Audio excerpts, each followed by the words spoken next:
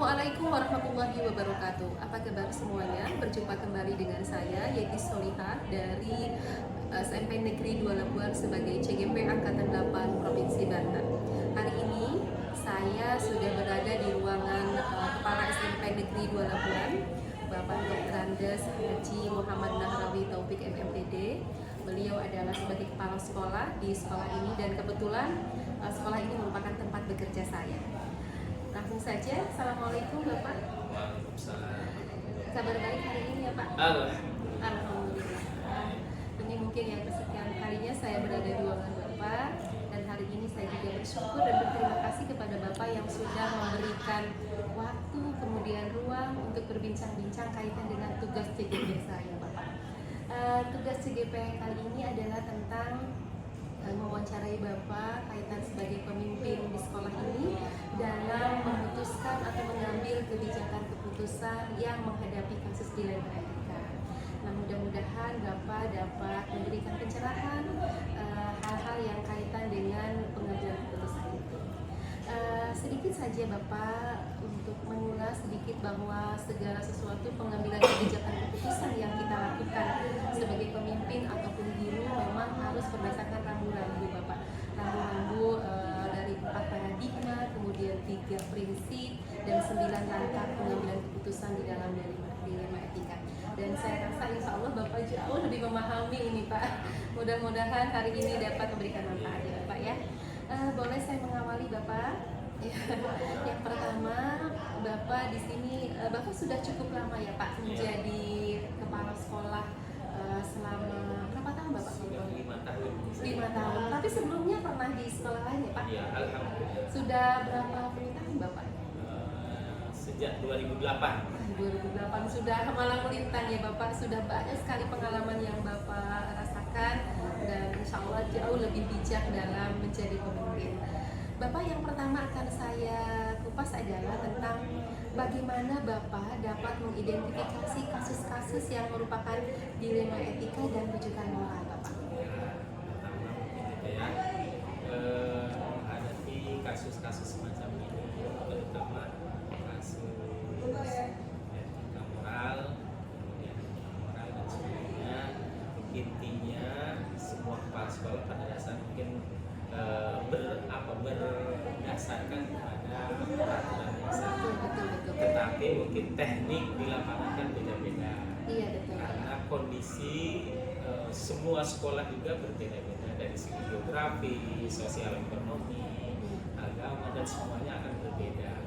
Oleh karena itu, setiap mengambil keputusan dalam hal apapun kita juga perlu mengidentifikasi. Betul. Semua masalah, semua kasus, semua hal-hal yang berkaitan dengan sekolah itu kan kita identifikasi dulu apa dulu masalah-masalahnya, kemudian kasus-kasusnya, baru kita mencari solusi. Nah, baru setelah itu, setelah solusi secara mandiri dulu ya, kepala sekolah dulu. Nah, setelah itu kita kan kumpulkan nih, kita kan sekolah punya wakasek, punya pembina. Nah, itu semuanya kita kumpulkan bagaimana untuk mencari solusi tersebut. Nah, seperti itu. Bagus sekali Bapak, luar biasa. Betul, Bapak dapat mengidentifikasi itu sesuai dengan tingkat kasusnya ya Bapak. Apakah ini masuk ke dalam dilema etika atau rujukan moral ya Bapak ya? Iya. Jadi terlihat dari kasus ya Pak ya? Kasus dulu gitu ya. Iya. Yang kedua, bagaimana Bapak dalam menjalankan pengambilan keputusan di sekolah? Terutama untuk kasus-kasus di mana ada 2 kepentingan yang sama-sama benar Bapak, kemudian sama-sama mengandung nilai kebajikan. Karena terkadang Bapak ya, kita harus lebih fokus pada nilai-nilai kebajikan, kemudian berpihak pada murid dan terbaik untuk masa depannya ya Bapak ya. Ya, pertama kita kan di sekolah itu kan kepala sekolah itu hanya sebagai motor ya, sebagai pilotnya. Betul. Oleh karena itu pilot itu kan punya elemen, punya unsur-unsur lain yang bisa mendukung kegiatan sekolah. Ada wakasek, ada pembina. Nah, kita juga tidak lupa meminta pendapat, bahkan termasuk semua guru. Bahkan juga bukan hanya guru mungkin ya, seluruh sekolah juga perlu diminta pendapatnya agar semua keputusan itu bijak, mana yang paling penting, yang paling urgen itu yang kita lakukan. Mungkin sama-sama nih sedikit balan mungkinnya kepentingannya antara A dengan B misalnya, mana yang harus didahulukan. Nah, kita sesuai dengan musyawarah mufakat dengan semua unsur sekolah, maka itu yang kita laksanakan. Jadi bukan hanya misalnya, oh ini adalah bagus, belum tentu kan. Kalau dilaksanakan dilaksanakan oleh semua bisa bagus, belum tentu. Tetapi ketika hasil musyawarah itu mungkin yang terbaik. Saya kira itu ya. Betul Bapak. Ya. Luar biasa Bapak. Pertanyaan berikutnya Bapak tadi sudah sedikit mengupas ya tentang langkah-langkah yang akan Bapak lakukan ketika menghadapi situasi kasus di dalam etika. Iya. Nah, lebih spesifiknya prosedur seperti apa yang biasa Bapak lakukan misalnya tadi untuk dipertegas lagi Bapak. Misalnya tadi dipertegas apa yang spesifik lagi yang Bapak akan lakukan itu. Oh iya, baik. Kalau misalnya sudah hasil musyawarah, pertama mungkin kita kumpulkan dulu ya. Iya, betul. Unsur-unsur sekolah, stakeholder sekolah, diminta pendapatnya, kemudian baru kita laksanakan hasilnya. Iya. Nah, hasil itu adalah hasil yang merupakan hasil kolektif kolegial Iya. yang kita harus laksanakan sama-sama. Iya. Gitu. Nah, itu prosedur yang harus kita tempuh. Iya. Oleh karena itu, kepala sekolah tidak bisa semena-mena meskipun punya kewenangan. Tetapi apakah kewenangan itu bisa berarti baik gitu, bisa berarti buruk. Nah, kalau misalnya unsur semua sekolah itu, stakeholder sekolah itu tidak bisa bekerja dengan baik. Nah, sekolah itu kan bukan hanya kepala sekolah yang menggerakkan, tetapi semua unsur yang harus bisa menggerakkan. Iya Bapak. Boleh saya tahu Pak ada nggak langkah efektifnya Pak? Bapak yang menunjukkan bahwa keputusan yang Bapak ambil itu berhasil gitu Pak. Efektif apa sih Pak tipsnya gitu? Iya. Kalau tipsnya saya kira harus semuanya menerima. Oh, iya. Tipsnya harus semua menerima. Kalau keputusan itu tidak diterima oleh semuanya, meskipun memang yang namanya Iya. keputusan kan ada, misalnya ada orang yang ini bukan gagasan saya, atau ini gagasan si Anu. Tetapi kalau sudah merupakan keputusan semua secara bulat, itu kita laksanakan. Itu yang paling efektif, gitu ya. Bukan, oh itu mau keputusan si Anu, oh ini keputusan ini. Tapi kalau sudah semuanya dimusyawarahkan, diputuskan sama-sama, itu adalah keputusan bersama. Itu dia tidak. Tipsnya ya Pak, itu tipsnya supaya bisa ditiru oleh para kepala sekolah yang lainnya. Nah, Baik seperti Bapak. itu ya. Ya, kemudian berikutnya, mohon maaf Bapak masih ada lagi ya Pak. Enggak. Terima kasih sudah luar biasa dapat memberikan keterbukaan hal-hal dengan yang Bapak alami. Berikutnya adalah apa saja yang selama ini merupakan tantangan dalam pengambilan keputusan ketika menghadapi pada kasus-kasus dilema etika Bapak. Apa tantangannya Bapak? Tantangannya sebetulnya terkadang gitu ya, kepala sekolah kan mungkin ada unsur subjektifnya. Kadang-kadang kita juga hanya menerima sepihak, mungkin. Nah itu yang harus dihindari. Iya, betul. Jadi semua masukan dari elemen sekolah itu harus ditangkap. Jadi tidak boleh kepala sekolah mendengarkan atau keluhan dari sepihak, itu nggak boleh. Jadi harus berbagai pihak nih. Ini pertimbangannya seperti ini pertimbangannya seperti ini, masukan komprehensif. Karena sekolah itu kan kolektif kolegial tadi. Gitu. Itu yang harus kita laksanakan.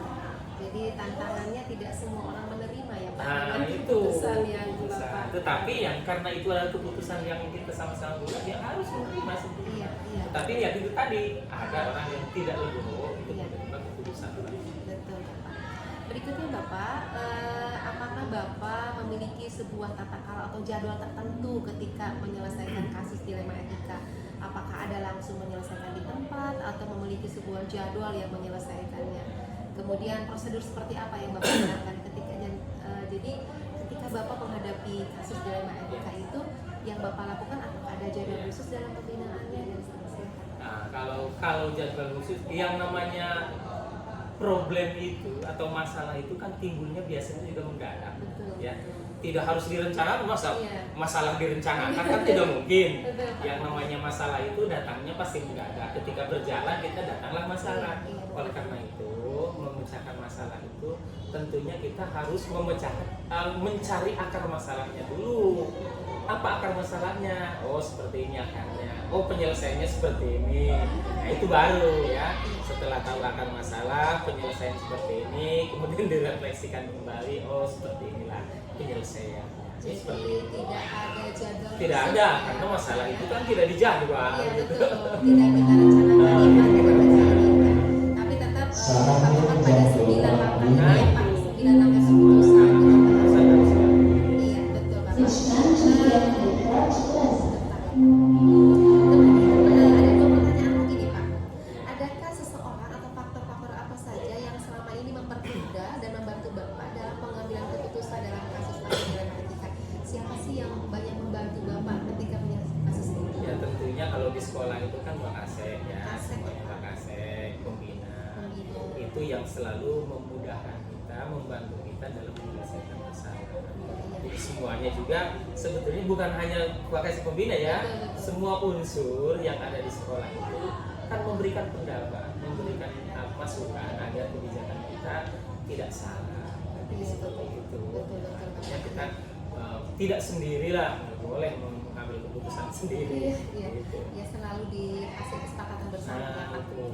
Nah yang terakhir Bapak, dari semua hal yang telah Bapak sampaikan, pembelajaran apa yang dapat Bapak petik dari pengalaman Bapak mengambil keputusan di dalam etika? Jadi pembelajaran apa? Banyak ya pembelajarannya, mungkin ini adalah pengalaman berharga karena yang namanya masalah pasti ada. Kemudian kita punya pengalaman baik, oh masalah ini memecahkannya seperti ini, masalah yang begini pemecahannya seperti ini. Itu mungkin menjadi pengalaman yang berharga buat kita. Jadi ketika kita menghadapi masalah, kita tidak terlalu terlalu geber gitu ya, nervous menghadapi semua masalah itu. Tetapi kita sudah punya pengalaman dari semua masalah-masalah itu.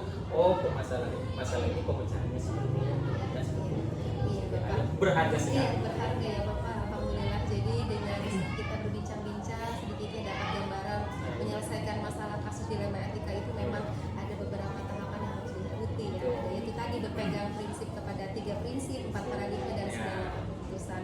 Saya rasa Bapak jauh lebih memahami hal ini karena sudah beberapa puluh tahun menjadi kepala sekolah. Insya Allah jauh lebih pengalaman, jauh lebih bijaksana dalam memutuskan keputusan yang terbaik untuk masa depan para peserta didik. Itu saja mungkin Bapak. Terima kasih hari ini Bapak sudah begitu baik menerima kami, kemudian dapat menjelaskan begitu jelas. Mudah-mudahan dapat memberikan manfaat kepada semua. Terima kasih Bapak. Assalamualaikum. Demikian teman-teman semua, saya sudah melakukan perbincangan dengan Bapak Kepala Sekolah di SMP Negeri 2 Labuan ini. Beliau adalah kepala sekolah saya sendiri dan mudah-mudahan memberikan manfaat. Terima kasih. Mohon maaf. Wassalamualaikum warahmatullahi wabarakatuh.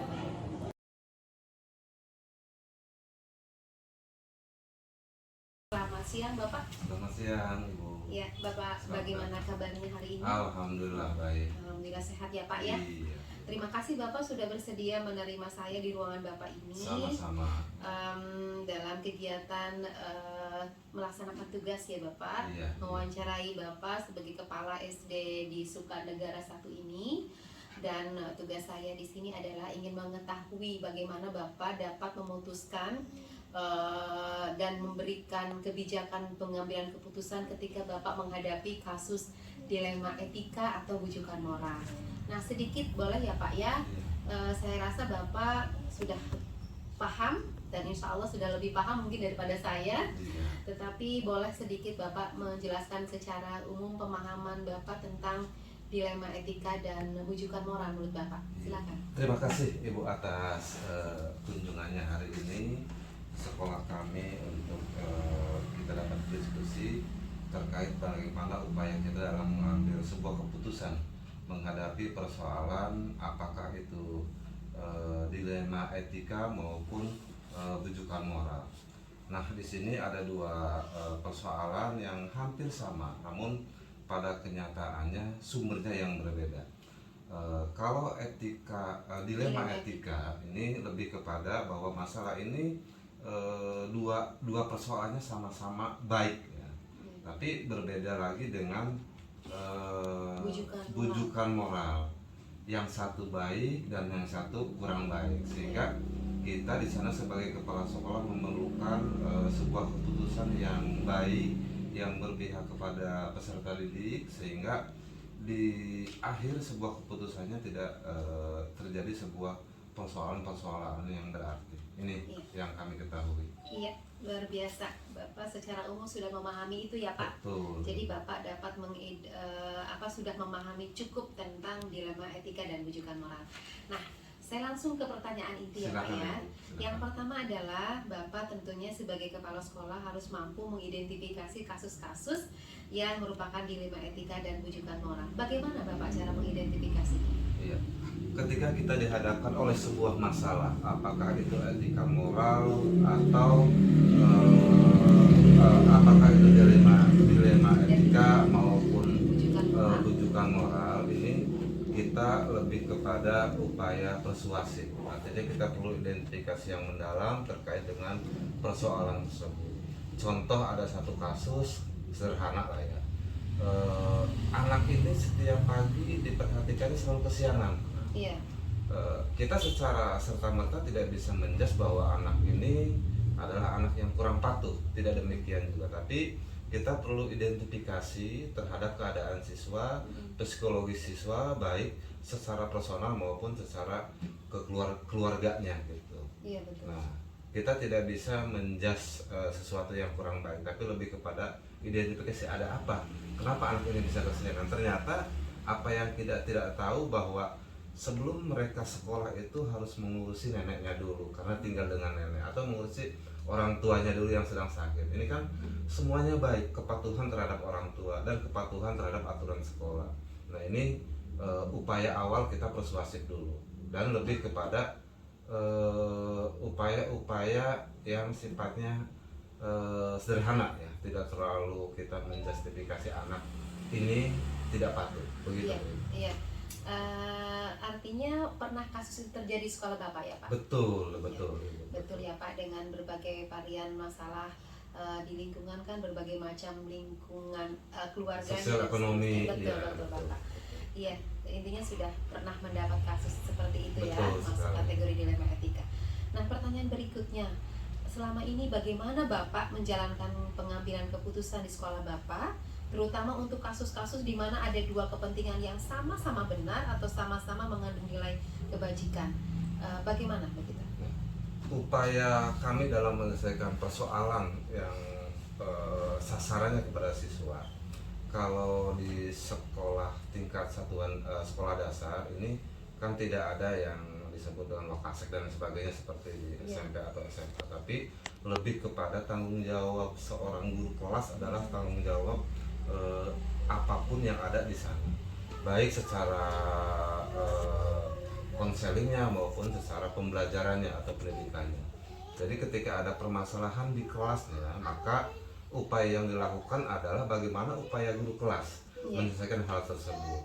Ketika masalah tersebut sudah diselesaikan secara internal, kalau sasarannya siswa ya dengan siswa, kalau sasarannya dengan orang tua ya dengan orang tua, atas dasar diskusi atau obrolan ringan dengan pihak sekolah atau teman sejawat, maka itu sebagai langkah awal untuk penyelesaian masalahnya.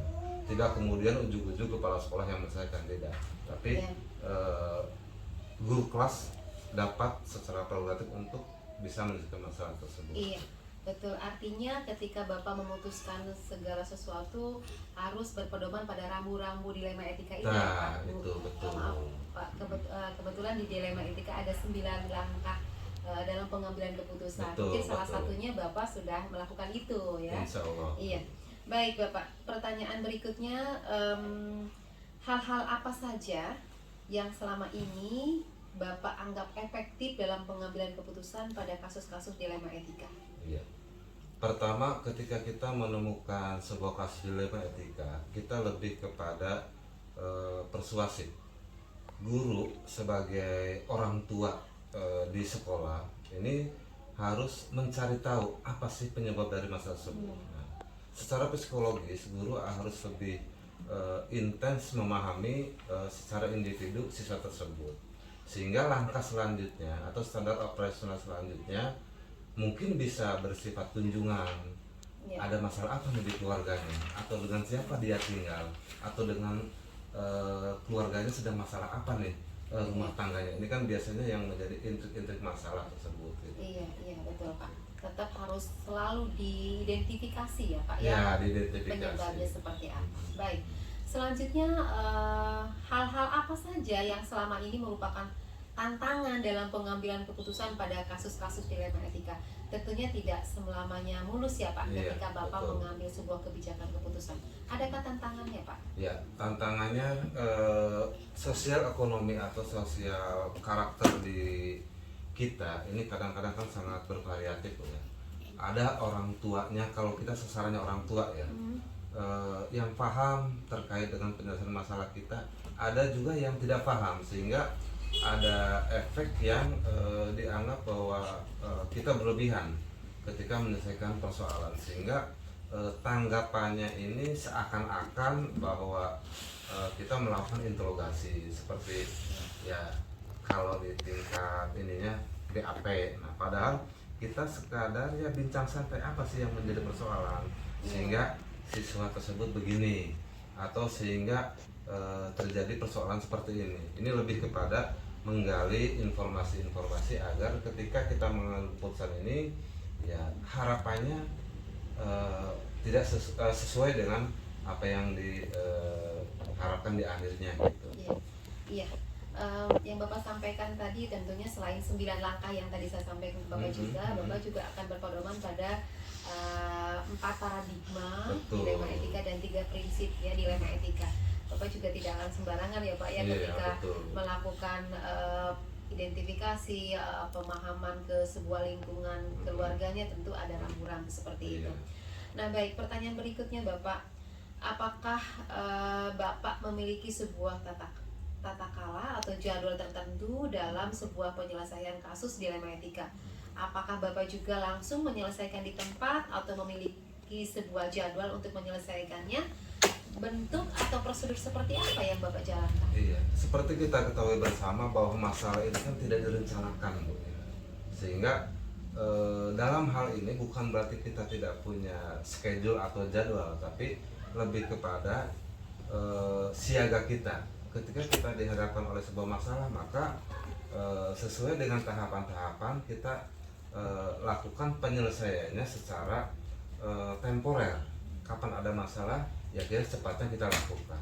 Jadi mohon maaf tidak ada jadwal seperti supervisi ya kan terjadwal tanggal sekian-sekian. Kalau masalah kita ketika dihadapkan masalah ya kita harus siaga dan cepat menyelesaikan. Jadi kondisional ya Pak kondisional, ya? Betul ya. Jadi tidak ada istilah Bapak harus ini nih direncanakan, tidak ada yang menjadi masalah ya Pak ya. Betul. Nah, kemudian pertanyaan berikutnya, adakah seseorang atau faktor-faktor apa yang selama ini mempermudah Bapak untuk membantu pengambilan keputusan dalam kasus-kasus dilema etika? Iya.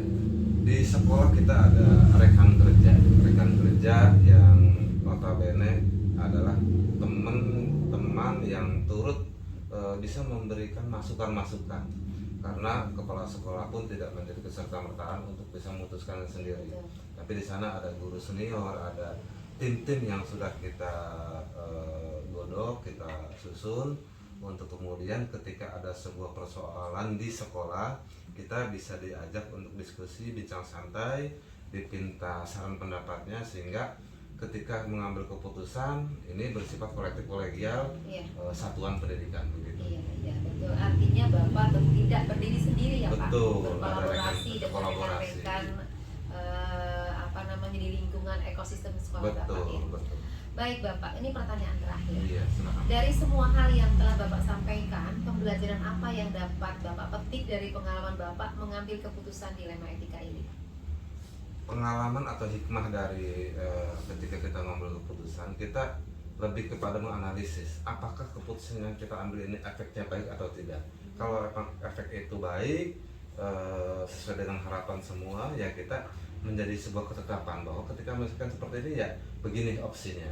Tapi ketika efeknya kurang baik, maka dijadikan sebuah pembelajaran untuk tidak dilakukan di masa yang akan datang. Ini barangkali hikmah yang sehingga kita disimpulkan bahwa setiap ada masalah kita harus menyelesaikan secara objektif, tidak tebang pilih, misalkan miskin si kaya, tidak, tapi lebih kepada kita berpihak kepada siswa agar apa yang kurang baik di kita sebagai guru, di siswa sebagai peserta didik, yuk kita selesaikan secara bijak.